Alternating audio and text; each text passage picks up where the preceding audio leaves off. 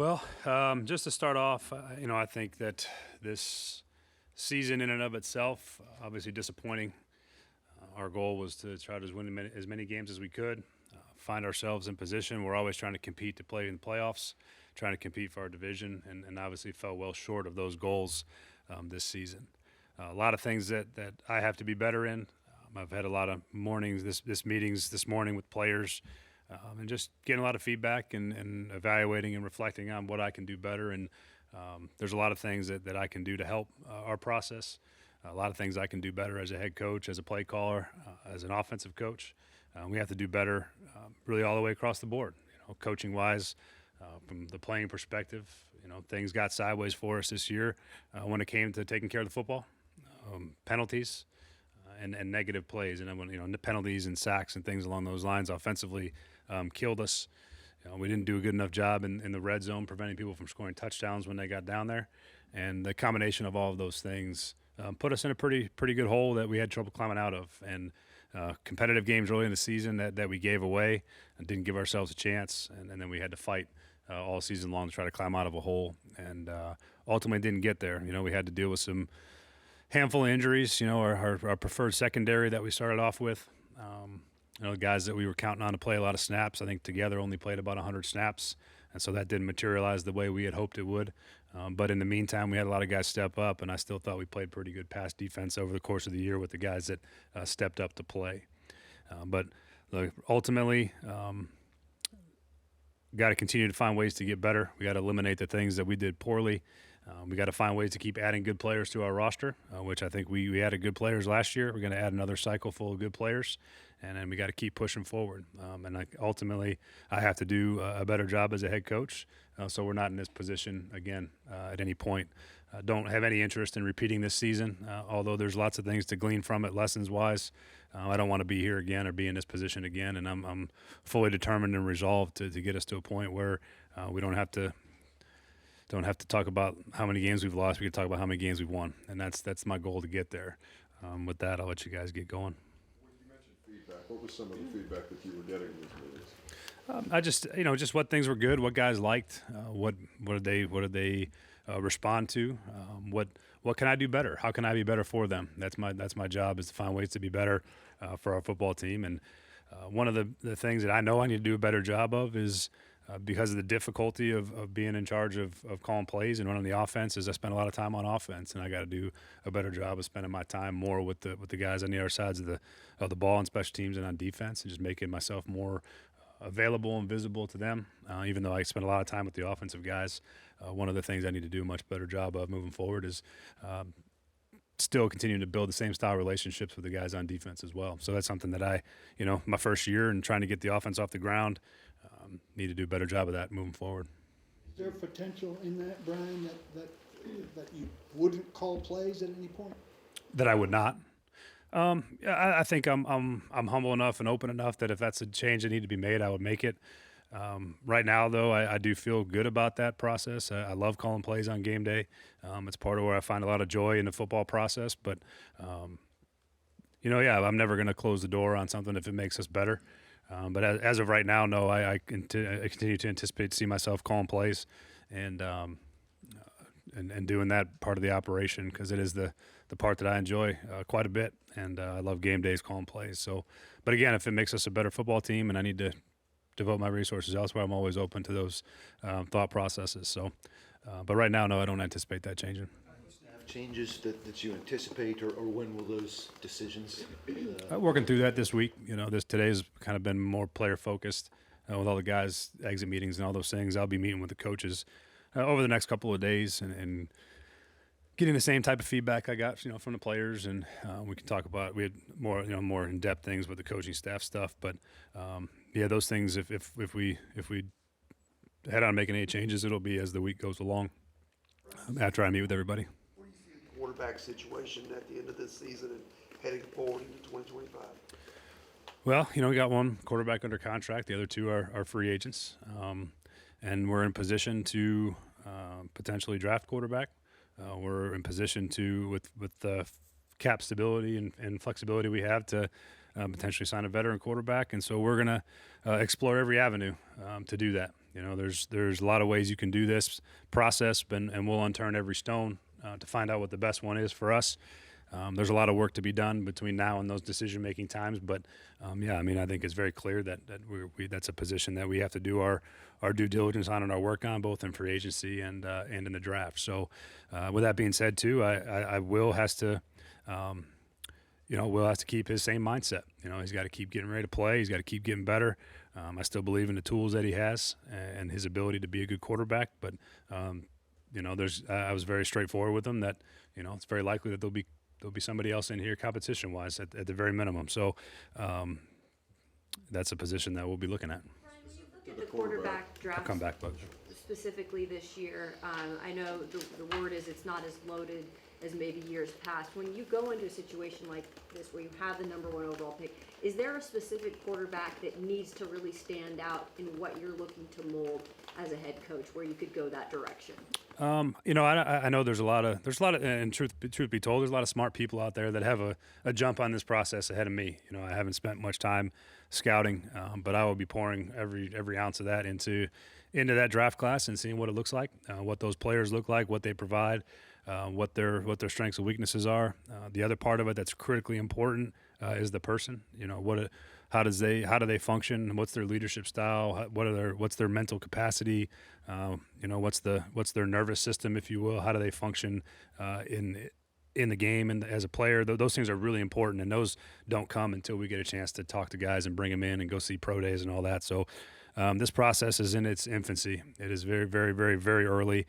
So to make any proclamations, I think for us at this point on whether a class is good or not, I think is very premature. And we got to do our due diligence on all of the players that'll be available to us. And again, the only benefit is there's nobody in front of us, so we get to pick who we like the best, or there's also a lot of other options that go in there as well. But very early on, and there'll be a lot more time to talk about those things as we move forward. Well, go ahead, Buck. I'll let you go back. What skill set in that room are you looking to add that you might not otherwise have? As far as the quarterbacks. Yeah, I think we need, we need to turn the ball over less. That's a part of it. Got to take less sacks. That's also a part of it. We got to find a mix between the explosive play rate that we had, which was pretty good as the season went along. We got better there versus the completion part of it. We're still moving the offense. There's a leadership component to it as well. That's important. That you're trying to find a guy that can elevate the rest of the team as well. That's a huge part. Sometimes that's with the veteranness because they've played and they have the respect. Sometimes if it's a young player, they got to learn how to do that. But there's a lot of things about the quarterback position, the play that we got this year that was good.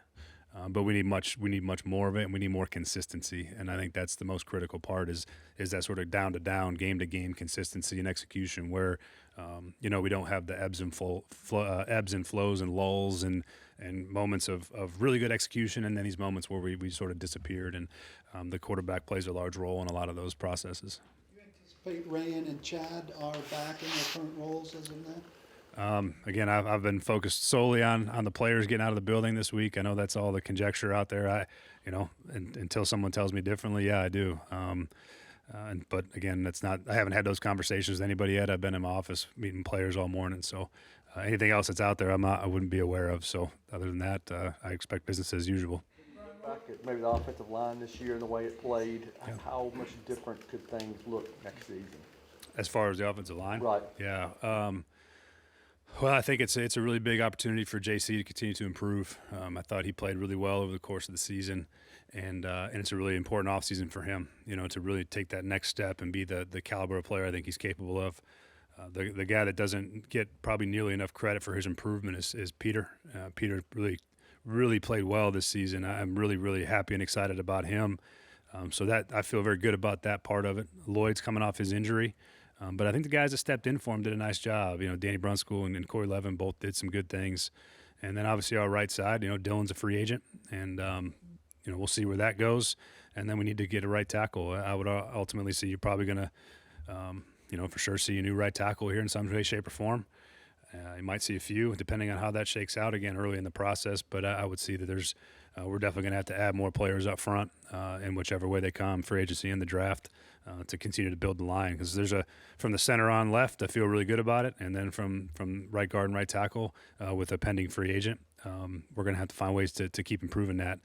But I like the growth that we showed. I like the things that we did improve on. And it's a group that I think can improve even further and pretty rapidly, I think, as we add some more to it. What was your conversation like after yesterday with Amy, and what did she want to know about your plan moving forward, and what did you want to impress to her about your plan? Haven't had that conversation with her yet. That's upcoming.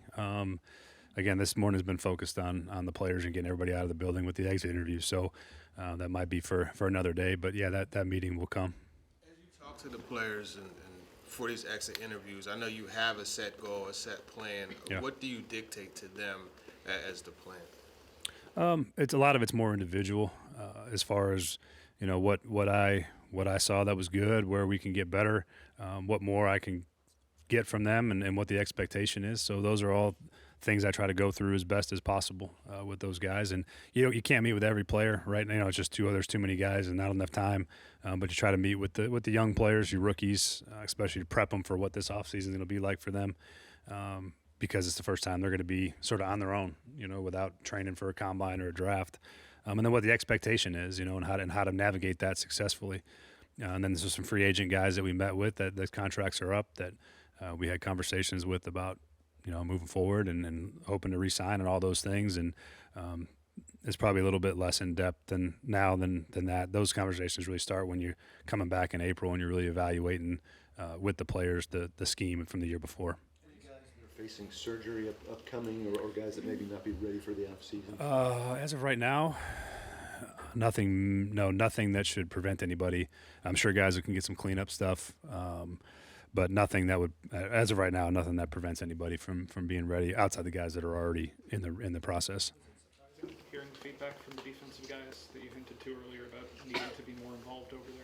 No, not at all. I mean, it's one of those things that I know and I feel, and it's things that I'm aware of. It's just, that first year trying to get everything the way you want it on one side, and but it's something that I'm aware of, and I knew that was part of something that I needed to be better at, and. Because I appreciate those guys on defense, and I really enjoy being around them. And, because I'm running a lot of the offensive meetings. I'm doing the installs. I'm running all that process. And, when we meet, they're meeting. And so I got to just do a better job of letting other guys on offense, do their parts and do that, and then be available for them as well. It's something that I think that would help them just see me more and feel me more. And I think it's important for us. So it's something I plan on doing. Reasons why you guys didn't win more. Are you surprised that at those results, especially in the context that there's 6 other new head coaches in the league this year?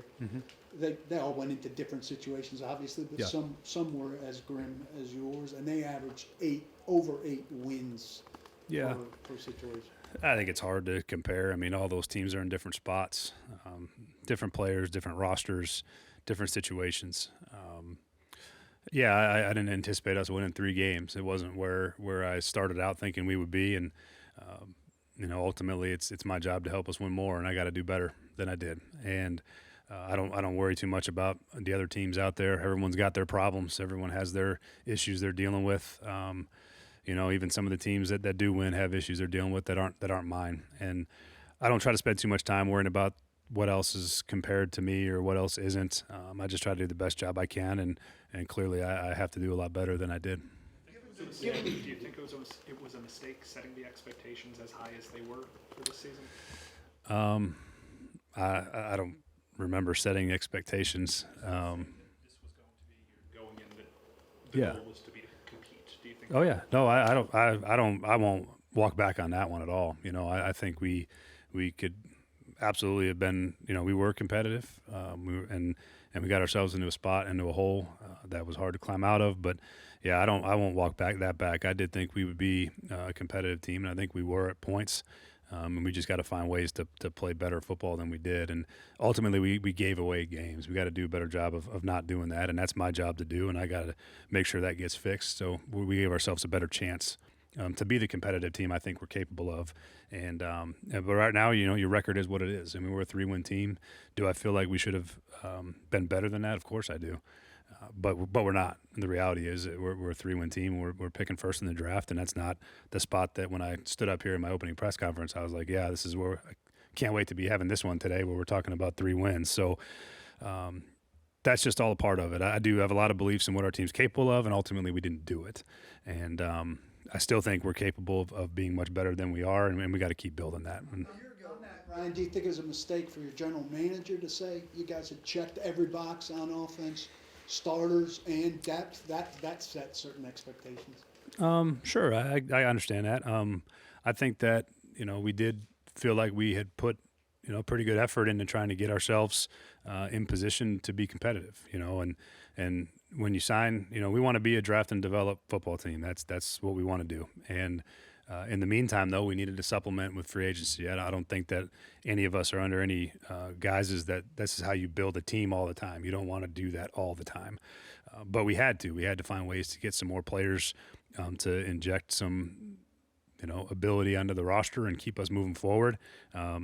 And some of them worked well, and some of them, are kind of incomplete. We don't really know on some of the guys because of the injuries. But I did feel good at the time about where we put holes, where we plugged them. Obviously, we couldn't fix every possible problem, but I thought we did our best to try to do that and field the roster that was going to help us be competitive. Now, again, the results don't speak for it, and we didn't do that. It didn't ultimately come to fruition, but I think that's ultimately where I land on it. In trying to fix the holes, the consensus by a lot of people was that there might have been more holes that could be fixed in one off season. Mm-hmm. Do you feel like that all the remaining holes can be fixed in this one off season to make this team a contender? We're going to try. We're going to try to do as much as we can to fit our needs, to find the players that can help us, to improve the areas of our team that need to be improved. And I think so. That's your goal every year. Are you gonna hit every single one of them? That's hard to do. But we're damn sure going to try, and we're going to try to fit every possible way we can do to improve our team. And we got to nail the draft. That's a huge part. You want to be a draft and develop team, you got to nail the draft. I think we've done a good job of that, of finding players that have contributed. And you got to be great in supplementing free agency. You got to sign the right guys, the right type of guys, and guys that you think can help you. Ideally, you're looking for more value in free agency than not, but sometimes you got to if you're in free agency, you pay more money than you'd like to because that's the way the market works. But we're sure as hell going to try to fit fix every problem we can fix as quickly as we can fix it. So how do you prioritize special teams in that aspect too? Because I feel like personnel came into play early on in the season.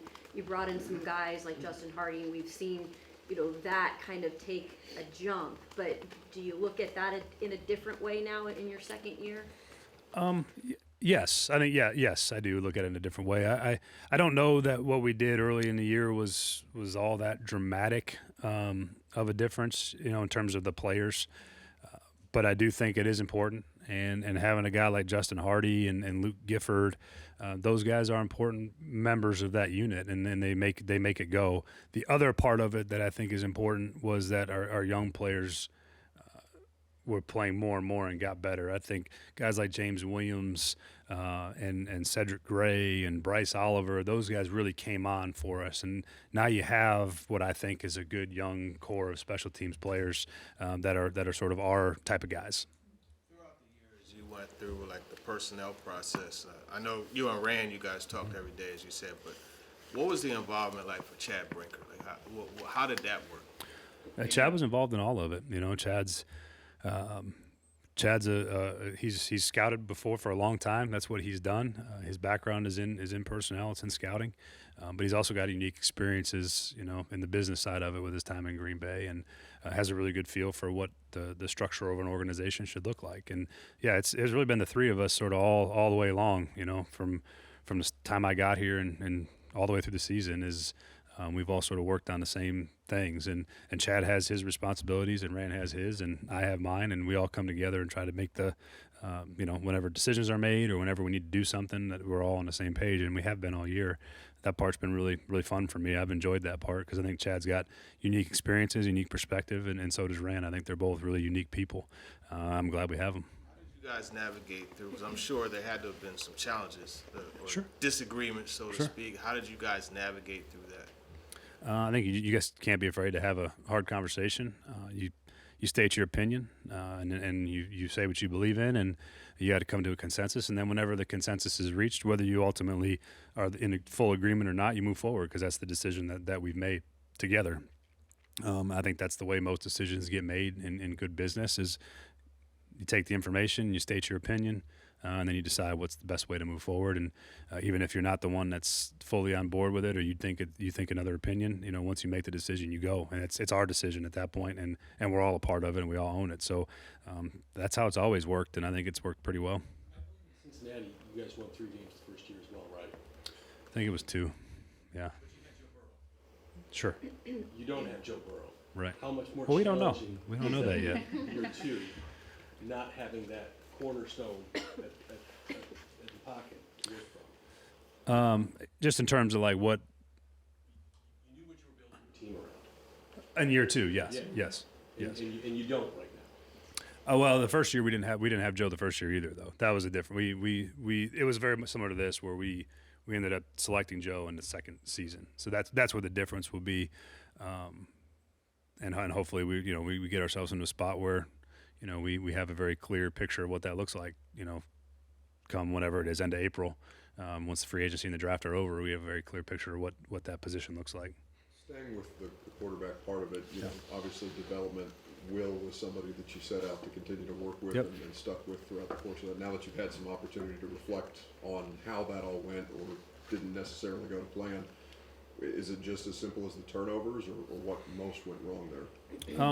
The turnovers are a big part of it. The other thing, there's some more finer tuned things that Will and I talked about today, just things that he's got to really focus on this offseason. And part of that's the footwork and the pocket movement, and making sure, because he's really smart and he sees things and he understands what's happening. It's the connection of seeing it and then doing it in the moment immediately, and no hesitation to it. I think that'll come with understanding the offense better as he continues to learn it. But there's some things for sure that I think he can improve on that will help him a lot. And I like his plan that he's got put together here for the offseason and what he's going to go do and where he's going to go work. That part is good. And I think he'll see some benefit from it. So, and a lot of that's, it all ultimately falls on me too. I look at it as someone who I got a really good expertise for the quarterback position. I feel really good about my ability to coach it and coach offensive football. And, I'm disappointed in myself some too that I couldn't find a way to get more or better out of the position as a whole, Will and Mason included, and that's one of the things that I got to look at and find out where I can be better for what's next. And, there's some professional pride involved in that I have to take a good look at and see where my shortcomings were in that process too, because I obviously have a hand in it. That on the quarterback side of things, like some of the abilities that you're talking about, isn't some of it also just though innate? There is some things that are innate in quarterback play. There is parts of it that guys just do naturally, and there is some things where you can help improve that part of it too, though. So it's twofold. I mean, you got to meet halfway sometimes in that process, but there's certain things that some guys just do, and that's part of what separates quarterbacks in this league. Is there's some guys that just do at a different level than really anybody on the planet, and that's what you're always trying to find, but there's also a lot of guys that may not be that can still find a way to play effective football. And that's ultimately my job is to help get to that point where you can still play effectively, even if you aren't, one of the top 5 quarterbacks on the planet and can only do things those 5 guys can do. Do you intend to go back and look at the things that you did this season, self-critique, and really revise the way you do things going forward? Yeah, a lot. That's the one thing I've always believed is a strength of mine is I do have the ability to be humble and take constructive criticisms and try to improve. I don't take it personally because I think ultimately I'm just trying to be the best version of me that I can be and help this team as best I can to win football games.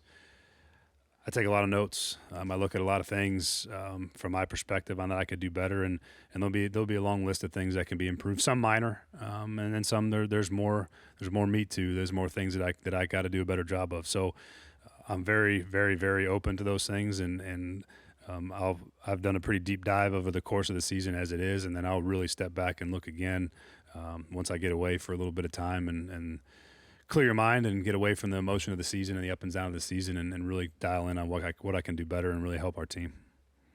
About JC, but is there a lot of excitement internally about what you got from him, Tavondre, Jarvis in particular, and any of those other guys that maybe didn't have a first string offensive and defensive role a lot that you saw something of late in the season? No doubt. That's what's encouraging to me is that we got, a lot of first and second year players, I think, that are really poised to continue to help us and continue to grow. I think the season that Tavondre had, I think, these rookies, talking to them today even, they just how long the season is for them and what it feels like and how much different they feel going into their second year.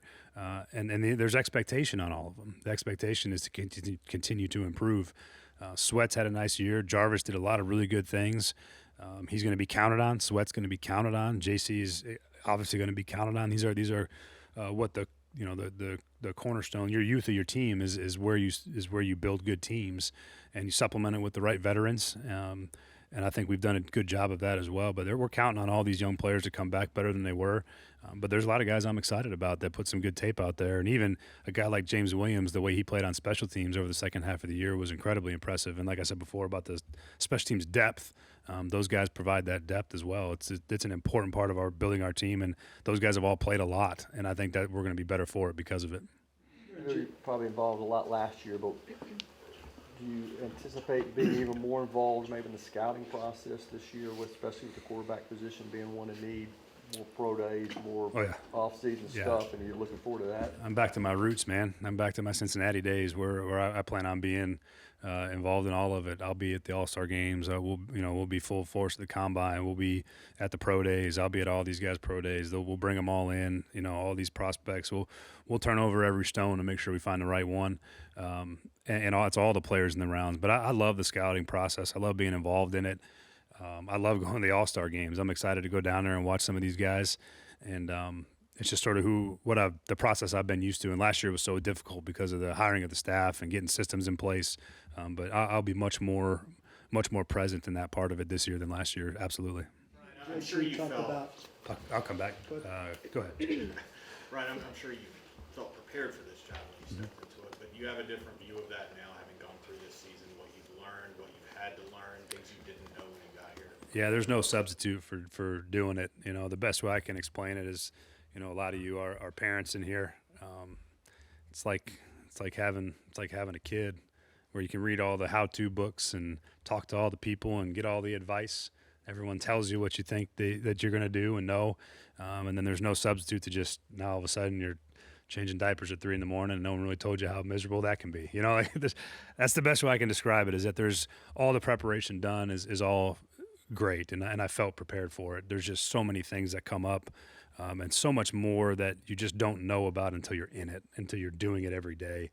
And that's a really important part, and I think that's why you see the guys that the longer they do it, the better they've gotten at it, the more refined their process is, and the better they handle all elements of the team. And that's what I'm looking for is I got to keep that development track too. I'm just like our rookie players, I got to there's expectations on me, and I have to keep getting better and keep improving. And that's my goal for myself too, is to take all the lessons I learned this year and keep getting better. But yeah, there's no substitute for the experience. There's no way to know what it is until you do it. Peter and JC talked about being motivated out of the embarrassment of what happened this year. Sounded a little bit like you felt that way yourself. What do you think about players using that? How much will you use that? Yeah, we're all prideful. We're all competitors. I'm incredibly prideful. I've won a lot of football games on teams in this league, and I've lost plenty too. But this is a season that I know I'm a good football coach. I know I'm going to be a good head coach. But this is certainly not the results I had anticipated, and I'm going to have to do a much better job. And it is embarrassing. I do not like standing up here talking about picking first in the draft. I don't like it. I don't like the fact that we won 3 games. That's not the standard I've set for myself.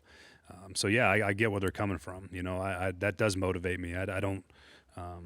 No professional that likes to compete likes to be embarrassed. And there's feelings of that when you only win 3 games, and I'm determined to not let that happen again.